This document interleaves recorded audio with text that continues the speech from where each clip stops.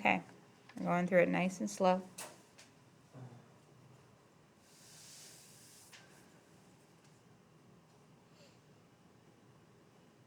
What else are you thinking? We could. We could go into X and Y's now, yeah? Could you like multiply the bottom by like sec plus the tan? Secant plus tangent down here. Interesting. So you're saying if we do secant plus tangent here, we'd end up with secant squared minus tangent squared, right? Would that help us? Is there any formula that has secant squared minus tangent squared? I think so. Yeah. Well, not in that order, but there's a plus one there. Oh, Morgan. Could you change the cosine squared alpha into 1 plus sine? Oh, yes, you could. Look at that, guys. Look at this bottom. See how cosine squared equals 1 minus sine squared theta? What Morgan's suggesting is that we change this bottom into a 1 minus sine squared theta. And then if we factor that out, we can cancel some stuff out real easy. So let's try that. You guys are interesting. When I did this practicing last night at home, I did not choose to do it this way. But this is how the book chose to do it. I chose a different way from the book, and you guys are picking the way the book's doing it. Do you understand where Morgan's idea came from? So she looked at this formula and saw that cosine squared is the same thing as 1 minus sine squared. By the way, this proof is harder than anything I will ever put on an exam for you. But it's good to challenge yourself and be hard, okay? It's harder than your homework, too. This is the hardest one we're going to do. It's okay to be frustrated. It's okay to work through it together. Do you remember how I just said that 1 minus sine squared, didn't we use that on our last one? That 1 minus sine squared is the same thing as 1 plus sine squared and 1 minus sine squared? Yeah. So let's break that down then.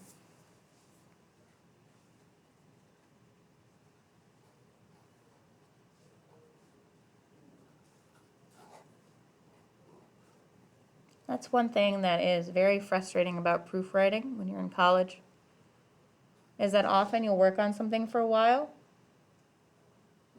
and then you'll be like, why'd I do that? I'll just go throw away all of this. Okay. You guys seeing how that helped? Yeah. What can we cancel out now? The 1 plus sine. All right, let's get rid of those. Now we're down to 1 plus sine alpha and 1 minus sine alpha. What do you think? Do you want to keep working on the right side, or you want to work on the left side now?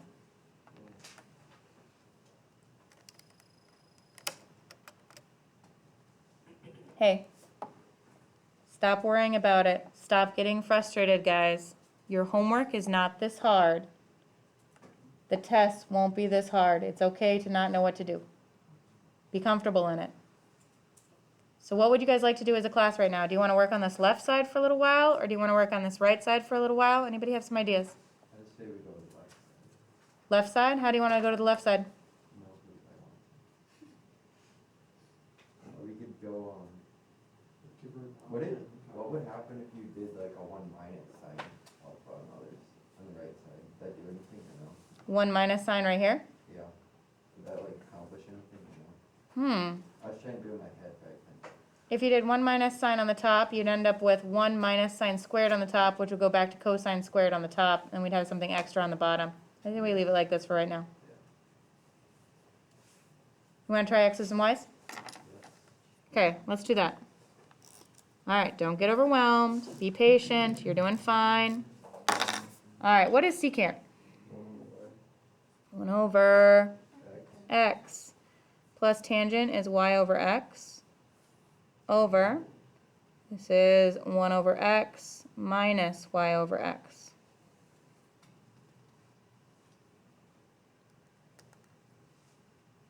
We flip it, foil it, Well, there's no foiling. well, like not foiling, but like Common denominators? Well, not Don't the two. 1 over x should just cancel out. Let's try it. So, let's see, the x's here are on the bottom. No, these don't cancel out. These are stuck together with that plus or that minus. So let's find a common denominator. That's 1 plus y on top over x. I'm going to start writing it like this, though. Divided by like that, because it's easier for me to do in my head. How about you guys? Is it easier when you don't have a big loss of fractions over fractions? 1 plus y over x and 1 minus y over x. But if I'm dividing fractions, what do I do? Flip it and multiply. Flip it. 1 plus y over x times x over 1 minus y. What can I cancel out? The x's, and then you can turn it into 1 plus sine over 1 minus sine. Remember how y is the same thing as sine? 1 plus, this is 1 plus sine alpha over 1 minus sine alpha, which is the same thing as that. QED.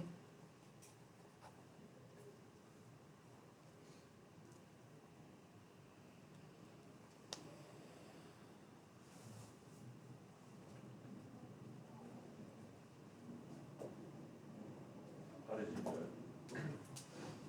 How did I do it? Yeah, is your way easier? Maybe your way might be easier.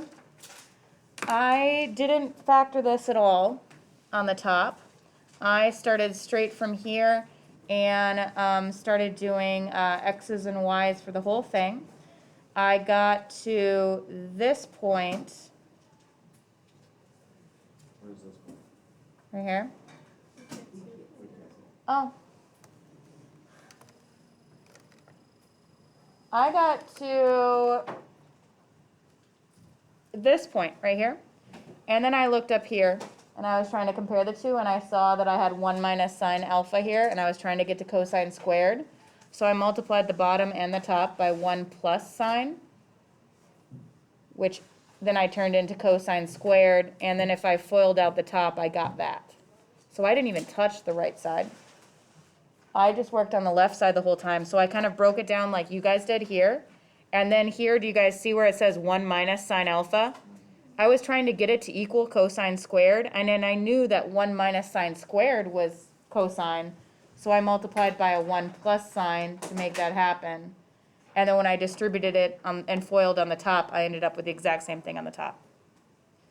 So my paper looked twice as long on the left column, and there was nothing on the right column because I ended up making it equal the right by itself. That make sense? Yeah.